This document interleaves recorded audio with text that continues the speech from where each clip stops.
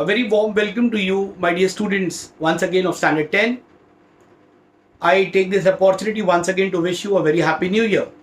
If you remember, my friend, without wasting much of time, I promise you that the next video of mine will complete the entire chapter, which will also be the end of the portion of history and political science for each one of you.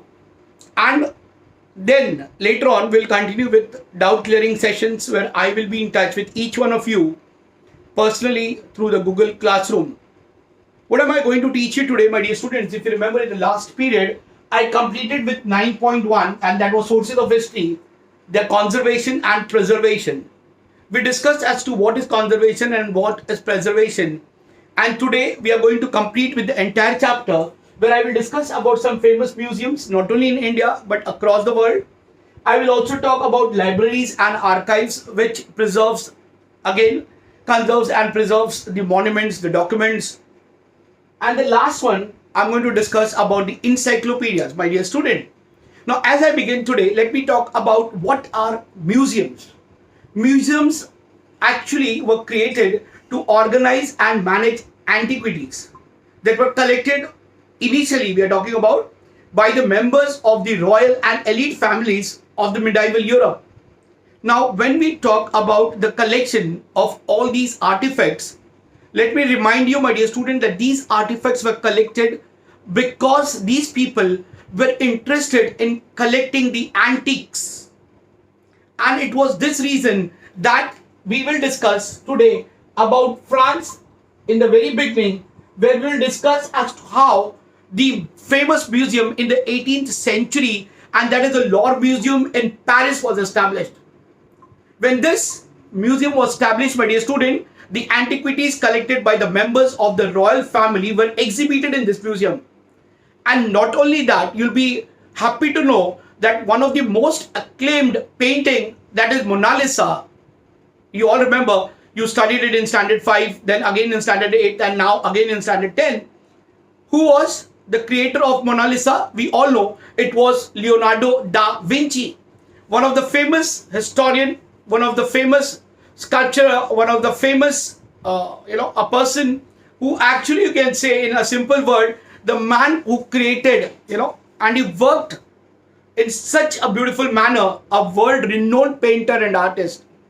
You all remember, he worked under the patronage of Francis I, who was then the king of France in the 16th century. The collection in the Louvre Museum increased to a great extent because of the antiquities that were being brought back by Napoleon Bonaparte. Sir, who was Napoleon Bonaparte? I hope if I could show you the museum. It's so beautiful. I would request you, my dear student, to please log on to the Google search and type the name of the museum of France and Britain and see what beautiful museum it is. And you will be surprised to know that presently this museum includes more than 3 lakhs of artifacts. And majority of it, the credit rather goes to Napoleon Bonaparte. In between period, this museum was also called as Napoleon's Museum. Are you getting it? And the various artifacts that were being collected. So as I mentioned that there are almost more than 3 lakhs and 80,000 artifacts that are there in this museum. So you can say that even not a month would be sufficient for you if you really are going to study in detail and in depth about the artifacts that are being collected. The next museum that I'm going to talk about, the British Museum in London. But before I mention you about the British Museum in London, let me give you a website. I will request each one of you to please go and log on to this website and collect the details. The name of this website, when you log on, it is British museum.org/collections. Okay, so what are you going to do? www. Okay, .britishmuseum.org collection. I will repeat it. BRITISH museum museum.org/collection. So you can understand, my dear students, we are talking about a period when, these collection of artifacts, the collection of antiques were being done, though it was done for a personal reason. That is because some of the people, they had the tendency of collecting antiques. Even some of you in your own class may be having this kind of love, for collecting the different antiques. It's my humble request to each one of you, my dear student, that whenever you have time, please log on to this website and please log on to the beautiful pictures of both the places. That is when we are talking about the France Museum and the British Museum. Now, in comparison to France Museum, the British Museum is much more bigger. Why it is much more bigger? If you remember, the British had almost occupied all the countries of the world. And this British Museum is in London. It was established in the 18th century. Now, if you look at France, it was established in the 16th century, whereas in England, it was established in the 18th century CE under the guidance of Sir Hans Sloane. He is a natural scientist, and you'll be surprised to know more than 71,000 objects are his own collections, which he handed it over to the King of England then, who was King George II. Okay, please remember this, my dear student. More than 71,000 collection which Sir Hans Sloane had. He handed it over. To whom? He handed it over to the king. And today, this museum, it just does not has only the artifacts, but it has the preserved plant, that is herbarium. And later the collection was expanded by addition of various arts, objects and ancient artifacts that were collected by the people from the British colonies.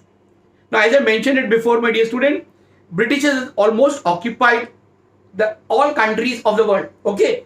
And presently, you'll be surprised to know that this museum comprises the collection of more than 80 lakhs objects. Which museum we are talking about? We are talking about the British Museum, that is in London. Okay. Is it very clear, my dear students? And you will see that it is not only one of the most beautiful museum, but it has the maximum objects that are being replaced. And that is why I told you that please log on to the britishmuseum.org/collection.com, and you will have a virtual, a trip about this museum. Now, let me take you to the next museum, that is National Museum of Natural History, which is in USA, that is United States of America. So first we discussed about France. Second, we discussed about, we discussed about London, which is in England again. And third, now we're going to discuss about USA, that is United States of America.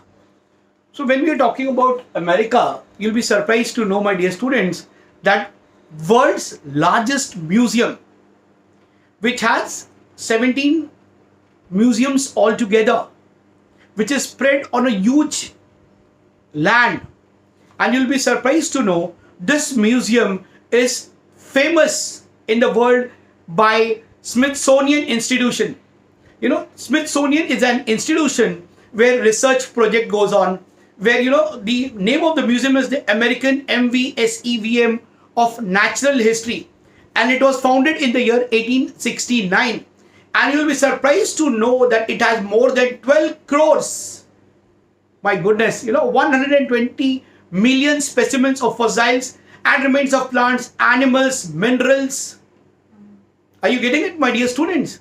So, if a question comes in general knowledge, it will not come in your history paper. World's largest museum is in America. And you'll be surprised to know that it is spread on a very large area, which has 17 museums and which is absolutely free of cost, where you'll get to see all the different, kinds of things. As I mentioned about London, if you go to London in this museum, you will find that there are a lot of Indian gods and goddesses statues also kept. When the British were ruling our country, they carried a lot of these artifacts back to their country. Is it clear, my dear students? Now let us come back to the museums in India. Now when we are talking about museums in India, let me tell you, my dear students, that we as students or we as Indians actually do not have, the kind of love, commitment when we talk about conservation and preservation. And in order to explore or know about these artifacts which are being preserved in this museums. When you look at the foreigners, they really take a trip. As I mentioned, that there is a website www.britishmuseum.org/collection. You can get an opportunity to have a virtual, seeing this museum. Whereas in India, though you have an opportunity to go and visit this museum personally, you actually do not take a lot of interest in knowing about the artifacts, in knowing about the collection of things that are being done. But it's my humble request to each one of you, my friend, please start knowing about Indian Museum. And the first Indian museum was established by Asiatic Society of Bengal in Kolkata. If you remember, this question was there for Match the Column in Standard 8. And so when was it established? It was established in the year 1814 CE. And the second museum was established in Chennai in 1851. And along with that, you will be happy to know that these museums are being preserved. Are you getting it, my dear student? These museums are being preserved. The artifacts are being preserved in these museums. And there are caretakers of this museum. Some of the museums, they have entry ticket, which is very nominal. And for student, there is concession. If you go or you get an opportunity to go with your family, you can please go and visit this museum. As I mentioned, first about the Asiatic Society of Bengal, which is in Kolkata. And the second, which I talked about, the second museum is the Government Museum, which is in Chennai. Now, both this museum have lot of artifacts of which you really need to go. But what we do, we just take a round, look at the things in the showcase, sometimes click one or two pictures, and then we are out of the museum, my dear student. So I hope the concept is very clear. Now, when we are talking about the two museums, when I discussed about the two museums of India, that is, I talked about the Asiatic Society of Bengal, which was established by the Britishers, which is in Kolkata, and the second museum that I talked about, the museum that is in Chennai. Now, when we are talking about this museum, let me tell you, there are many famous museums in India. Some of the museums which are there are Chhatrapati Shivaji Maharaj Vastru Sangrahalaya, which is in Mumbai. There is another famous at Salar Jung Museum, that is in Hyderabad. Then there is the Kalisio Museum of Textiles, which is in Ahmedabad. And in 1949, you can say that there are several museums in the various states of India. And one museum is also located at Delhi. Now, some museums are affiliated to universities. Now, why, sir, some museums are affiliated to universities? Because some museums, they offer you courses in museology. Now, what is museology? Museology is basically the study of museum. You need to understand how the conservation, preservation is being done. So, rather they train people to become curators. Rather they train people to understand the history of the museum. So, you get to know about the in-depth study of these museums. And there are not only just museums which are affiliated to universities, but you'll be surprised to know there are some institutes, which offer degrees and diploma courses in museology. So some of the universities which offer courses, it includes universities like or museums like National Museum. Now the word itself is very clear, National Museum located at Delhi. Then there is another university, that is Maharaj Sayaji Rao University, which is at Vadodara, that is in Gujarat. The third famous university, that is Kolkata University, which is in Kolkata. Banaras, BHU, it is famous as, which is in Varanasi, in Uttar Pradesh. Aligarh Muslim University, again in Aligarh, that is in Uttar Pradesh. And Jivaji University, which is in Gwalior. So, many of these places are, my friend, very famous. Now, one such famous place which I need to discuss with you is the Chhatrapati Shivaji Maharaj Vastu Sangrahalaya. In 1904, a museum was established in Mumbai to commemorate or to, represent the welcoming of the Prince of Wales to India. And in the month of November 1905, the foundation was laid of this museum building. And it was decided that the museum would be known, or it will be famous, as the Prince of Wales Museum of Western India. And now, in the year 1998, it was renamed as Chhatrapati Shivaji Maharaj Vastu Sangrahalaya. I hope I am very clear, my dear students. So you have these universities, you have these institutes which not only conduct courses But what do they make people aware of? They make people aware of the heritage of our country. So whenever you get a chance, my friend, please go and visit this museum, at least the one which is located in Mumbai. Just to add to your information, my dear friends, this Chhatrapati Shivaji Maharaj Museum was not only to commemorate the welcoming of the Prince of Wales, but who was it? It was King George V. See, King George II, the museum was established in London for welcoming the King of London.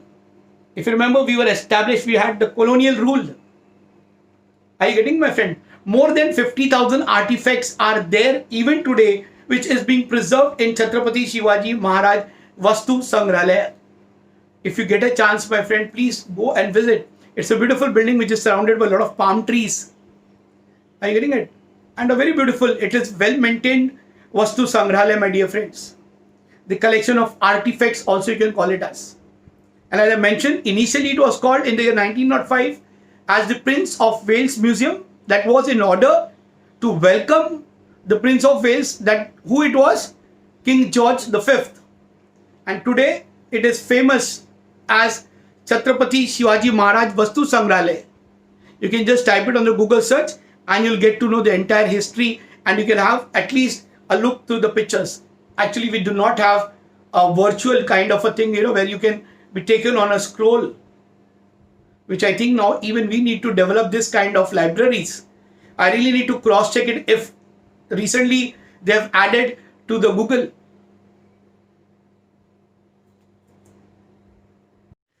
Now if you look at this Chhatrapati Shivaji Maharaj Vastu Sangrahalaya, you realize that this museum is built in Indo-Gothic style. It's also called as Saracenic style. It's not mentioned in your book, my friend. Indo-Gothic or Saracenic style. Now what is Indo-Gothic or Saracenic style? It is a combination of Hindu Mughal styles, my dear student. And this was being built by the Britishers. It has been given the grade 1 heritage building in Mumbai. Now please remember, if you visit or you go to restaurants, there is grade 1, grade 2, grade 3 on the basis of the quality of the food that they provide. In the similar manner, this museum is grade 1. So you can understand that one of the best museum in Maharashtra, in India also you can label it as, is which museum? Chhatrapati Shivaji Maharaj Vastu Sangrahalaya, which is located in Mumbai. And as I mentioned before, I'm repeating it again, there are 50,000 antiques, that is being preserved in this. And so what are they? They are being divided in 3 parts: arts, archaeology, and natural history. Is it clear, my dear students? Now let me take you, with this we come to the end of 9.2, that is some famous museums. Or should I repeat it once again? We discussed about the famous museum of France, we discussed about the famous museum of London, that is in England, and we discussed about the famous museum that is in America. We discussed about the famous museum of India. We discussed about one of the first museum that was established, that is Asiatic Society, which is in Bengal, Kolkata. We discussed about the Chennai Museum.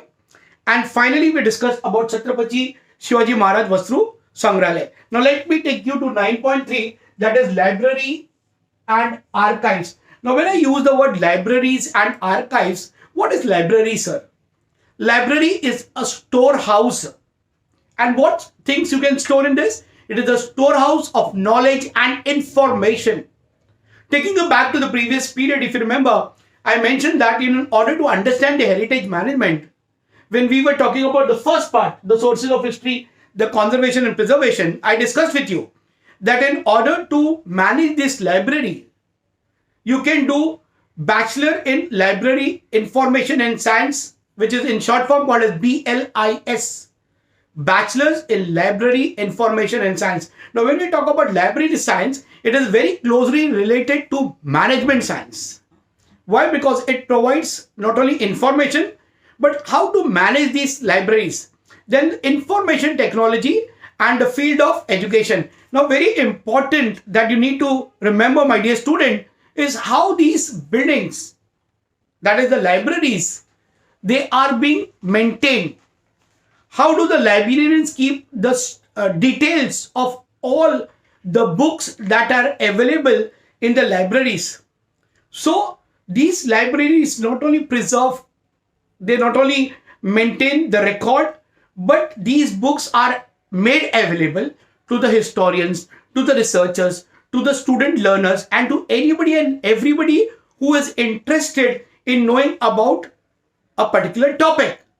So the main job of the library is to make a book available to all those people who are interested in knowing, reading, understanding, or sharing their knowledge and information to the people in the society. So the library is not only just to store the book, or it is not only just to provide you with the information.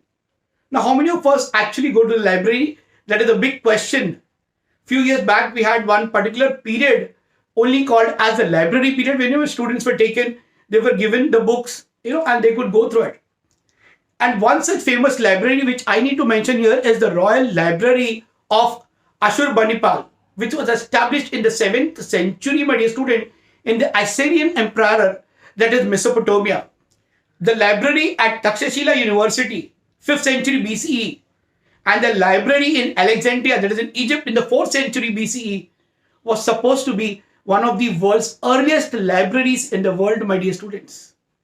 So can you believe that all these libraries which were being established then, we are talking about the 4th century, the 5th century, and the 7th century. And sir, what was the role? Or the other one which is famous now, the Saraswati Mahal Grantrale. Grantha. Grantha means the knowledge book. It is, or you can even, the Saraswati is the goddess of knowledge. You all know that. This Saraswati library, which is located at Tanjavur, Tamil Nadu, was built in the 16th and the 17th century. And who was the ruler then? It was ruled by the Nayak dynasty. Dynasty is the Vanchad, the Nayak is what you can call it as we have the Shivaji Raje Bhosle. In the same way, we had the dynasty of the Nayak. And this was conquered, or rather Tanjavur was conquered and established his independent rule. And who established his independent rule? It was Vanko Raje Bhosle. And this Saraswati Mahal Granthale, Sarfoji Raje Bhosle contributed to the most in this expansion. And in the year 1918, the library was renamed as the Tanjavur Maharaj Sarfoji's Saraswati Mahal Library in his honor. Are you getting it, my friends? So there were periods, there were times, where it was realized by these kings and by the rulers that it is not just by ruling or by administrating that they could be remembered by the people of the world, but even starting with the library is one such noteworthy that you need to remember. There are several other noteworthy libraries which are there in India. For example, the National Library, which I talked about. One is in, if you remember, the National Museum that we discussed is in Delhi, and National Library is in Kolkata. Then there is Nehru Memorial Museum and Library located in Delhi. Then there is State Central Library, that is at Hyderabad. Then Library of Asiatic Society and David Sassoon Library, which is in Mumbai. Now, if you ever get a chance to go to CSMT, Chhatrapati Shivaji Maharaj Terminus Station, and you move out of that, there is a very huge library that is in Mumbai. A lot of film shootings have taken place, at the entrance of this library. And from the technical point of view, my dear student, the management of archives is akin to libraries management. They see to it that there is preservation of document, all the important content, index, creating accurate system has been there done by them. And the management of the archives, the document from the archives are being preserved. So the major task of this library is what? Is not just to preserve. They actually see to it that the invisible part of the management of libraries and archives are being saved. To add to your information, the first official archives of India, that is the Imperial Record Department, it was the first department which would keep a record, and this was established in the year 1891 in Kolkata. And later on in the year 1911, it was shifted to what called as to Delhi. Are you getting it, my dear student? You need to understand that these departments not only preserve and conserve the document, but to add to your information, in 1998 CE, then the President of India, Honorable K.R. Narayananji. He opened these archives. The archives before that, 1998, was exclusively only for the government people, and it was to establish the government record. But after that, after the President K.R. Narayan taking it over, he opened this for public. And this department comes under the jurisdiction of the Ministry of Culture of the Indian government. And the documents have been preserved here in the chronological order since 1748. Now, what do these documents include, sir? It includes record in English, Arabic, Hindi, Persian, Sanskrit and Urdu languages, my dear student. It also includes those records, taking you back to the first minute, talked about the conservation and preservation of those records that were written in Modi script. As I mentioned before, what is Modi script? The finest version of it is Devanagari script, now which we write it as Marathi language. Now these records, for your knowledge, my dear students, are being classified into 4 categories. Now what are these 4 categories of records that are being classified that you should know? The very first category that we need to realize and understand, I will just write it down, give me a minute, my dear students. 4 categories.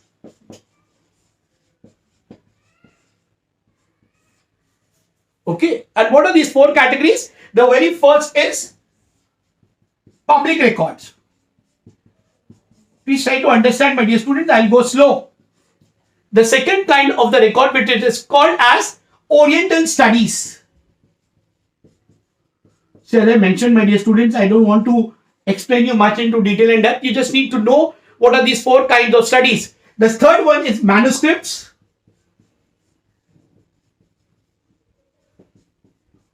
And the fourth and the last one, my dear students, it is nothing else but the private records. Are you getting it? So there are 4 categories in which these documents are being preserved. There are certain things which are called as public records, certain which are called as Oriental Studies, certain which are called as manuscripts written with hand, and the last one is the private records. Now the government of every state in India maintains an independent archive. The archive of Maharashtra state government has branches in Mumbai, it has branches in Pune, it has branches in Kolhapur, it has branches in Aurangabad, and it also has branches in Nagpur. So 5. And you will be surprised to know there are about 5 crore Modi documents related to Maratha history in the Pune branch. And these documents which are available in Pune are referred to as Peshwa Daftar. Where are these documents available, sir? These documents are available in Pune and they are called as Peshwa Daftar. Daftar is nothing but it is office. My dear students, I hope you are understanding as to what am I trying to say. Is it very clear? So we completed with some famous museums. We completed now with some, that is libraries and archives. And the last one, which I would like to wind up, is 9.4, and that is encyclopedia. Now, as like library, as I mentioned, that it is a place of knowledge or storehouse of knowledge. In the same way, what is encyclopedias? Encyclopedia is a systematic, the collection of information or knowledge of various topics. The information or knowledge in encyclopedia is arranged with a specific methods, my dear student. Organizing, making knowledge available and making it accessible. See, what is the use of a knowledge and information if it is not accessible, if it is not available for the people to read? And this is the main objective of encyclopedia. Can I repeat what is mentioned in the textbook? Encyclopedia is a systematic of information or knowledge of various topics. The information or knowledge in encyclopedia is arranged with a specific method, organizing available knowledge and making it accessible is the main objective of encyclopedias. Now, sir, what is the benefit of encyclopedia? See, if these encyclopedias are there to provide us with information, all the things, there should be some benefit of this encyclopedia. So, encyclopedia make vast volume of knowledge accessible to the reader. It makes us to understand, satisfy the curiosity that is there.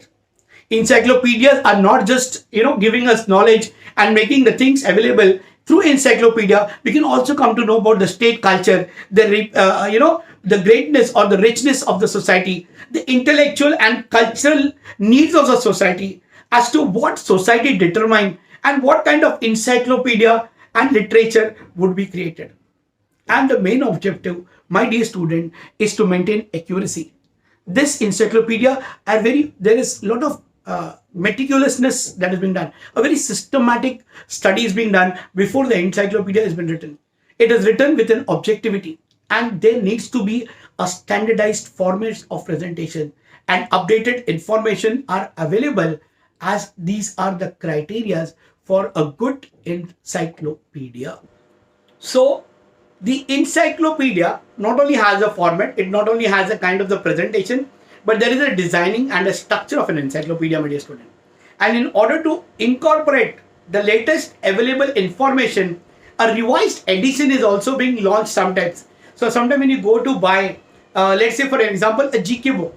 Simple example I'm giving you, rather than about an encyclopedia, just say a GK book. Now whatever information was available in the year 2019, all that information you'll get in the GK knowledge book of 2020. Now whatever happened in 2020, so what is happening, my friend? Addition is being done. Okay. So the addition of encyclopedias or supplements to the original edition needs to be published. Now once written encyclopedia cannot say, this is final, and after this nothing is going to be added to everything. These encyclopedias are being revised. If ever you get a chance to go on to what called as Google search, and if you log on to Wikipedia, many times the Wikipedia even asks you that if you have any information that you would like to upload pertaining to the topic that you are reading. So encyclopedias are either they're being arranged in alphabetical order or according to the order of topics. Sometimes when you go to the library, you will find them like for example, these books are arranged in shelves, and they are either arranged alphabetically or they are either arranged, for example, you want to know from A, B, all the topic that is related to alphabet A, you will get it in Encyclopedia A, which is written. Volume number will be written. So they are arranged in a very, in a sequential manner, my dear student. The type of order is decided by keeping the convenience of readers in mind and the ease of accessibility, so that it is easily available to the reader, so that he can get the latest information. And very important, an index at the end of the encyclopedia is convenient in this regard. Now what is the index? It is called as the books of references. It is also called as bibliography, my dear students. When you will join college and you will have to do a research, you will have to make an entry of all this, the name of the book that you have referred to. Even if you have used an encyclopedia, you will need to refer which encyclopedia did you use.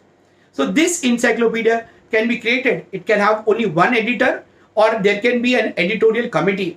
And the articles which are written in this encyclopedia, my dear students, are written by the experts of that subject. Please try to understand, my dear student. Not every Tom, Dick and Harry can write about it or on any given topic. You need to be an expert, you need to be a master, you need to have the command in that subject or in that language or in that topic. Are you getting it, my dear students? Can I move to the next? The next is the types of encyclopedia. So encyclopedia. Now as I mentioned before, the records are divided in four. The public record, the Oriental Studies, the manuscripts and the private records. In the same fashion, my friend, there are four types of encyclopedias. How many types are there of encyclopedias? There are four types. Now what are these four types, which I will go slowly, my dear student, so that you understand as to what are the four types of encyclopedia. The very first type of encyclopedia is dictionaries, which you use it very oftenly. Right? DICTIONARIES. The dictionaries. The second type of it is comprehensive encyclopedia. Comprehensive encyclopedia. Now, dictionaries are where you do not have the entire information of that word in the topic. But what do they give you? They give you the meaning of the word, which you have been using, I think, right from standard 4th or 5th. Comprehensive encyclopedia is where you have comprehensive information on a given topic. And the third word, the comprehensive encyclopedia is also called as Vishwakosh. Try to understand, my dear student, and if your concept is not clear, please make it a point to check the dictionary. Sometimes try to find out, by yourself. And the third, which is actually, it's called as encyclopedia. Now, encyclopedia, my dear student, is very clear. I'm sorry, encyclopedia, my dear student, is nothing but it is called as Koshadrush, or they are called as Koshadrush literature. And the last one is indexes. Okay. So again, the categories, 4 categories of what? The documents that are being preserved, and the 4 types of what you call it as encyclopedias: dictionaries, comprehensive encyclopedia, and indexes, my dear student. Now you need to understand each one of them. I think I will use your textbook page rather to tell you about it. But I hope if you keep the textbook open, I may just provide you with little extra information. Now, as I mentioned, what is dictionary? Dictionaries arrange the words in a language in a certain order.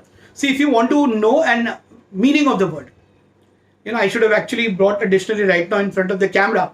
But okay, you'll understand because you have used this very frequently. If not all of you, at least many of you.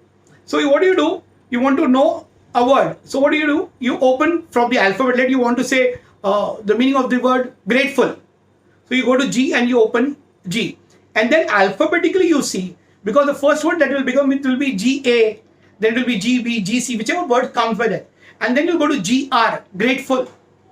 Are you getting it? So in a certain alphabetical order, it is more common. And what it provides you with the word, it provides you with the synonyms, similar meaning, and even etymology. And there are various types of dictionaries, my dear student. Comprehensive dictionaries are there. There are dictionaries which include only certain words. There are different dictionaries of terminology. Are you getting it? What is terminology? They explain you. For example, if you go to buy the law dictionary, it will give you all the meaning, terminology of the law that is being used for the law student. There are different, as the dictionaries, or there are different encyclopedias or other dictionaries which provide you with the different thesauruses. There are dictionaries of idioms and proverbs. So all these are available in the dictionaries, my dear student. The second one which we are going to discuss right now, that is we are going to talk about the comprehensive encyclopedia. So is this first clear? So what are dictionaries? Dictionaries are the books in which the words are arranged in a certain alphabetical order. There are synonyms of the word, there is etymology of the word, there is comprehensive dictionaries, there are different types of dictionaries where you can find the terminology, the meaning of those words, and there are dictionaries of idioms and proverbs. Now we are going to talk about encyclopedia, that is comprehensive encyclopedia.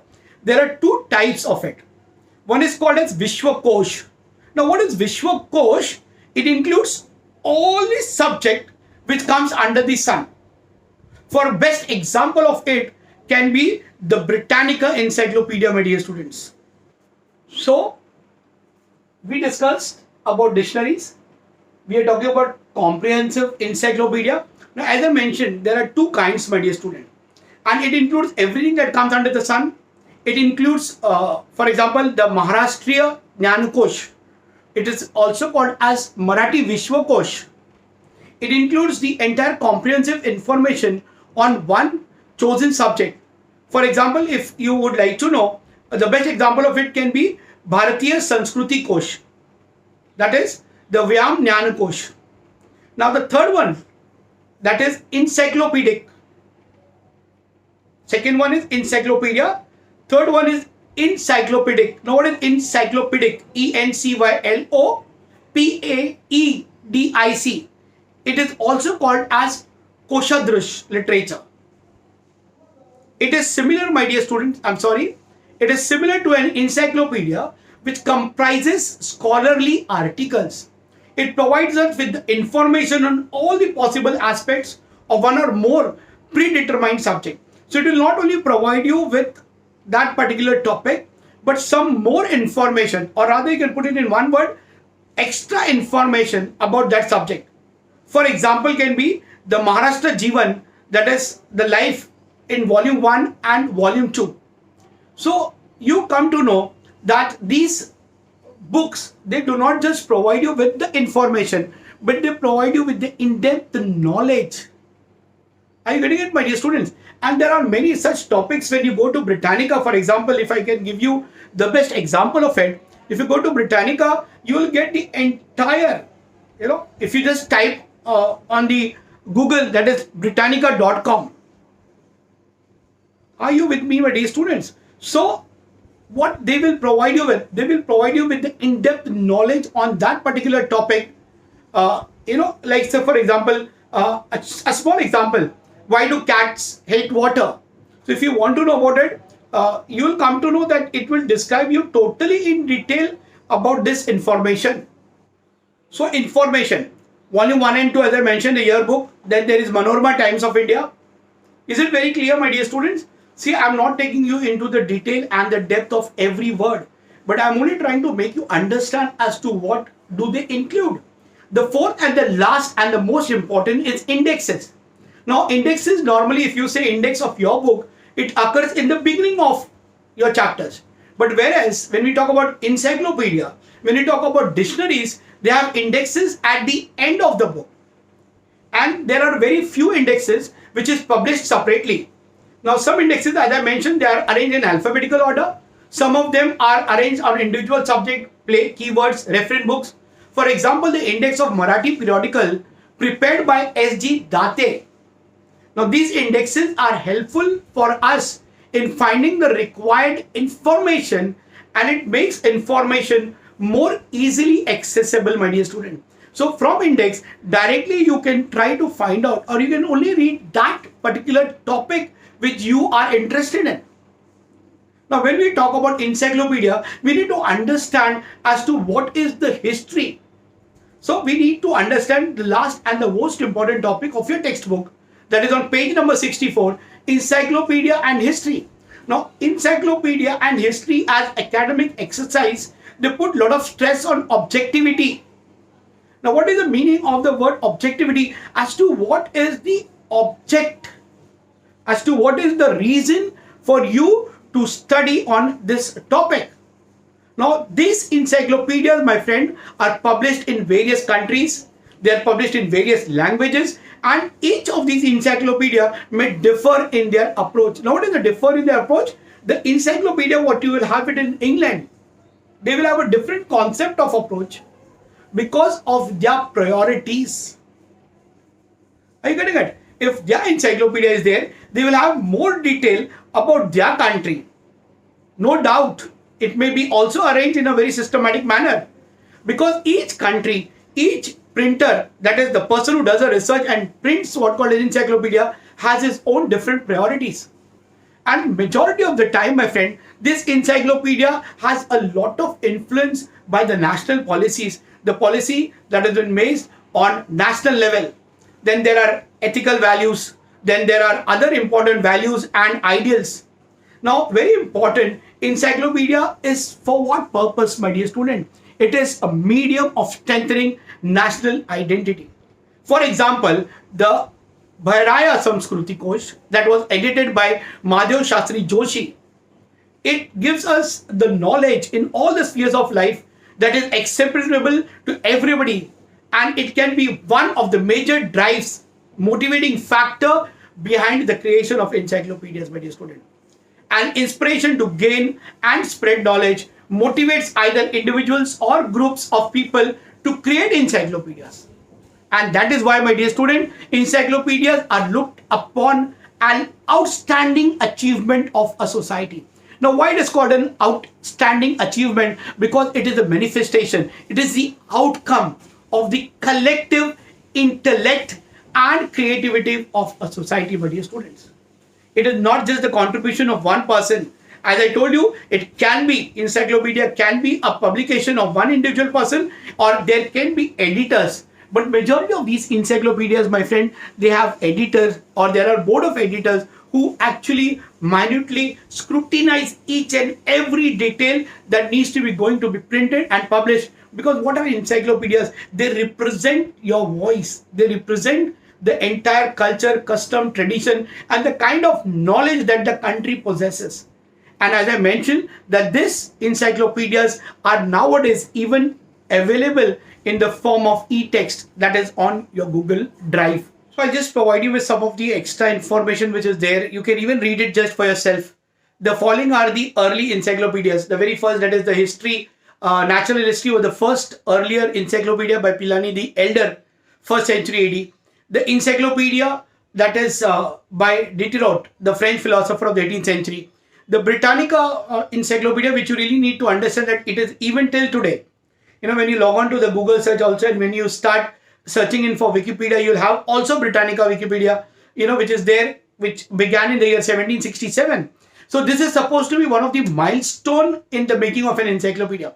There is an ancient tradition of dictionaries, as I mentioned before also, I'm repeating it again, the Nighantu, the Shabdakosh, etc. The encyclopedias works of Manu Anubhav sect, the Rajya Karkosh during the time of Chhatrapati Shivaji Maharaj, are some of the important books of the medieval period, my dear students, or the medieval period.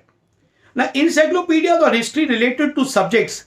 There is a rich tradition of creating encyclopedias of history that is, I'm so sorry, that is related to subjects. The Bharatvarshiya Prachin Aitihasik Kosh by Raghunath Bhaskar Godbole in 1876 is the earliest encyclopedia of this kind. It includes information, my dear students, about the various individuals and places in ancient India. Now, according to the editor of this, those individuals who lived in Bharatvarsha, that is during the time when India was existing, they earned a name for themselves and were the part of us along with their women, their son, their religion, their land and the capitals. Also the river and the mountain in the lands wherever the history is given, it is given in detail in this encyclopedia. And when we are talking about this encyclopedia, my dear students, there are 23 volumes of Maharashtriya Jnana Kosh or Maharashtriya Jnana Kosh that is edited by Sridhar Venkatesh Ketkar, and it is easily available. The major drive as to what made it possible for Ketkar in creating it, the major idea, objective, was to make it wider accessible knowledge and to expand the intellectual sphere of Marathi speaking people. So he wanted to create an awareness among the Marathi speaking people about the culture, about the custom, about the tradition, about the dynasty, about the river, about the capital. Some of the songs, the beautiful songs that are being composed, my friend, in Marathi, they pick up the beauty of the words from these encyclopedias. And all this is being reflected in these volumes. So when we are talking about Jnana Kosh, when we are talking about dictionaries, when we are talking about comprehensive encyclopedia, or when we are talking about encyclopedic, or we are talking about indexes, let me tell you, my dear students, that the main objective idea behind all this was not just to create an awareness, was not just to make people understand about the rivers and the mountain and the lands, but the major objective was to facilitate learning. Are you with me, my dear students, when I talk about what is learning all about? And the best volume, if you really want to know about anything across the world, the best would be the Britannica Encyclopedia, which is written in different volumes. So, you know, in order to occupy more knowledge and more information, you can always go through this. So, what is the reason as to why these encyclopedias were written? What was the objective? What do they reflect? All that is being included in encyclopedias. So now when we are talking about the encyclopedia, as I mentioned it now, you need to understand there were a lot of encyclopedias that were even written, published and printed in India. Now some of these encyclopedias, very important that you need to remember, is Bharatvarshiya Charitra Kosh. Charitra is character, and we need to understand what was the Charitra of Bharatvarshiya is another important encyclopedia, and this was published by Siddheshwar Shastri Chitra, and he established a committee which is known as Bharatiya Charitra Kosh Bundle for publishing these encyclopedias. And 3 volumes were published, namely भारतवर्षीयाची प्राचीन चित्रकोश. Prachin is the ancient, that is in the year 1932. Then भारतवर्षीयाची मध्ययुगीन चित्रकोश, that is the medieval period 1937. And भारतवर्षीयाची अर्वाचीन चित्रकोश, that is the 1946, that is the modern period.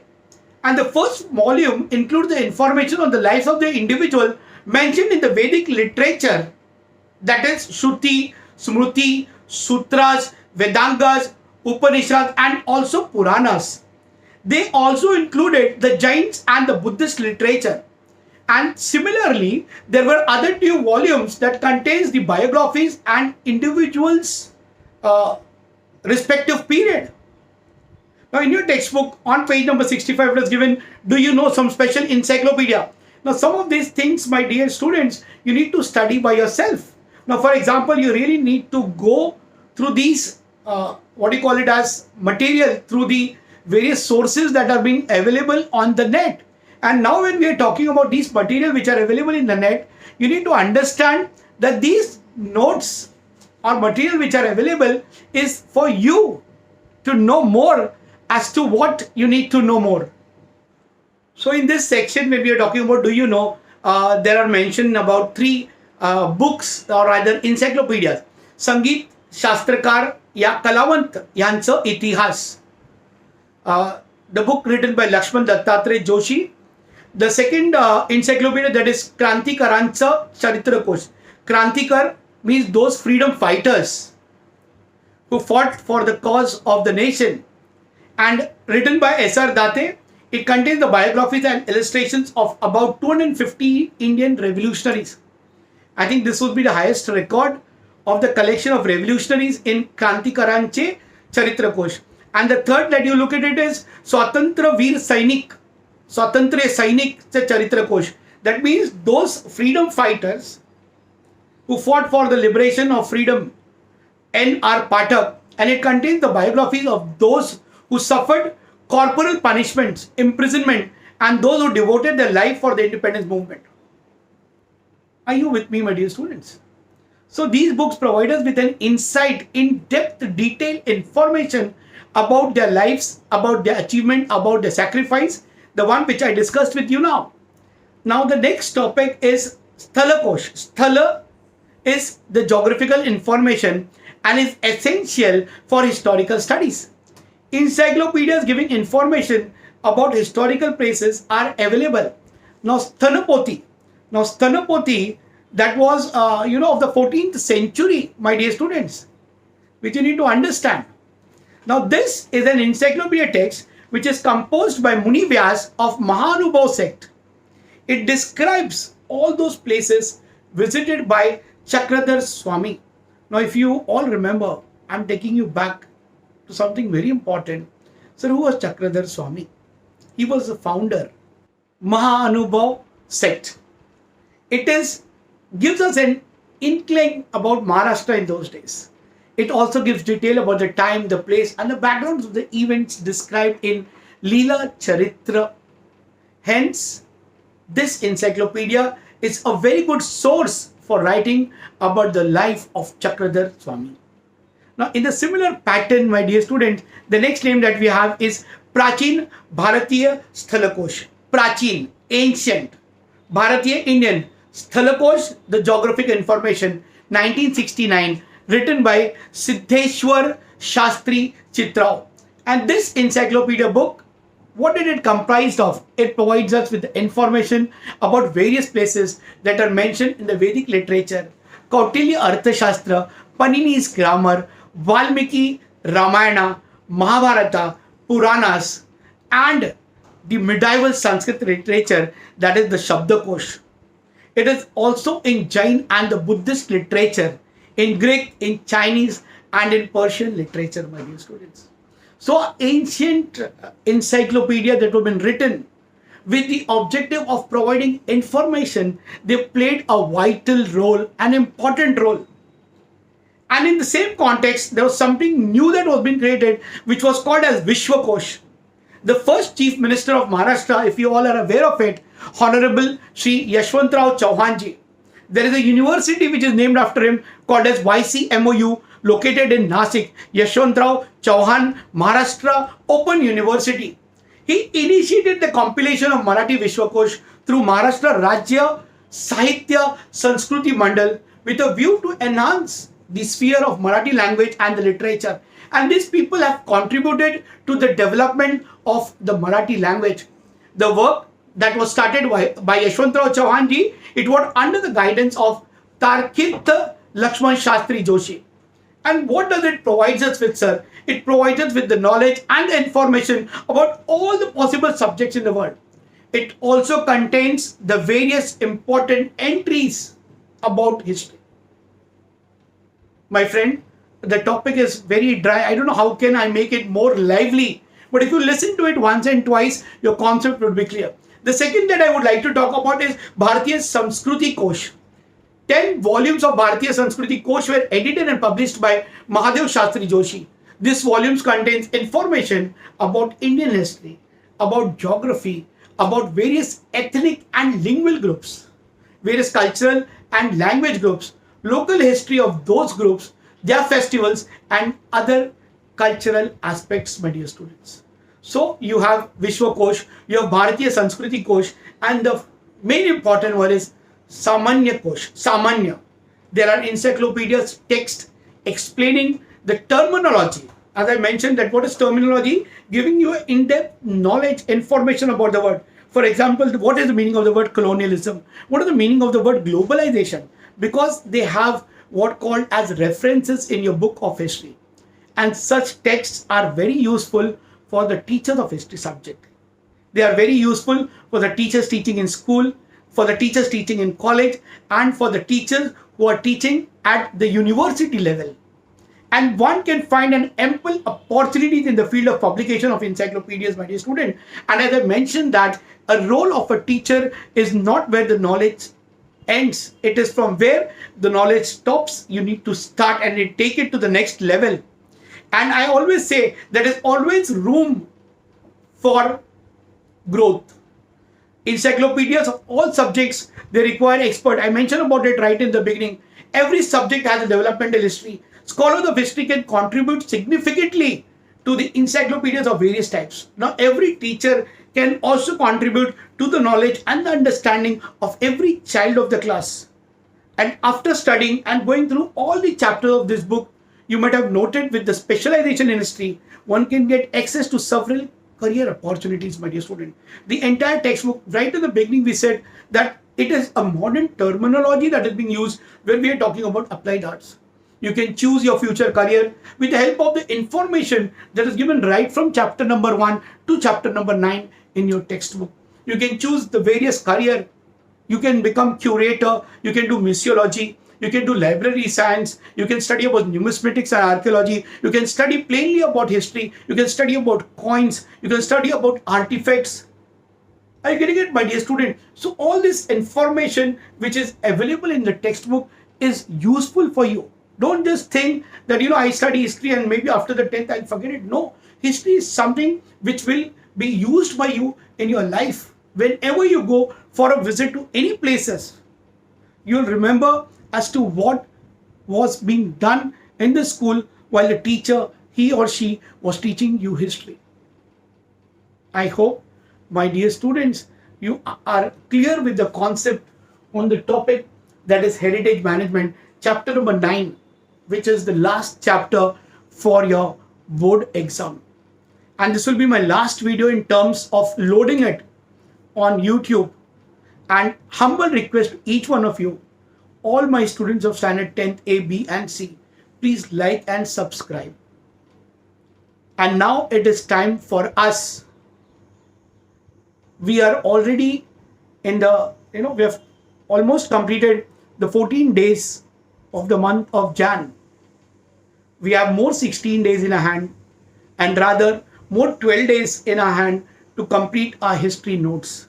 My next video will be checking with all those people as to how many people have completed the notebook of history. It's my humble request to go through the lesson, go through every topic that is being completed, done by me in the class. But please remember that your chapter number 4 and chapter number 6 of history and chapter number 5 of political science is being deleted for this academic year for your board exam 2021. My dear student, with both my hands folded, it's my humble request, please take this year seriously. It's my humble request to each one of you to please clear all your dues. It's my humble request to please study every subject. Devote a lot of time. By the grace of God and by the grace of Almighty, you have extra time in your hand to prepare. But on the 1st of February 2021, you have your prelims. So please keep that in mind and see to it that you prepare yourself well for not only my subject, but for rather all these subjects. If you have any doubt, my dear students, it's my humble request to please make a call and clear all your doubts before the 26th of January 2021. Hope on this positive note that you all will complete your work and we'll meet once again in the classroom to clear all your doubts. In the doubt clearing session, please write down the doubts on a piece of paper when you are going to pose me the question for clarifying your doubts. And just don't ask me because you want to ask it for the sake of asking, but be very sure as to what question or what concept is not clear of yours, any topic of history or any topic that is in political science. I hope, my dear students, 7 plus 4, your 11 chapters for your board exam will be completed by this month, that is by the 26th of January. Not only writing, but even studying and knowing the chapters in detail. If you have any doubt, please feel free to call me. Take down my phone number from your friends or your class teacher. Wish you all the best and see you in the next session of clearing your doubts. God bless each one of you. Have a good day.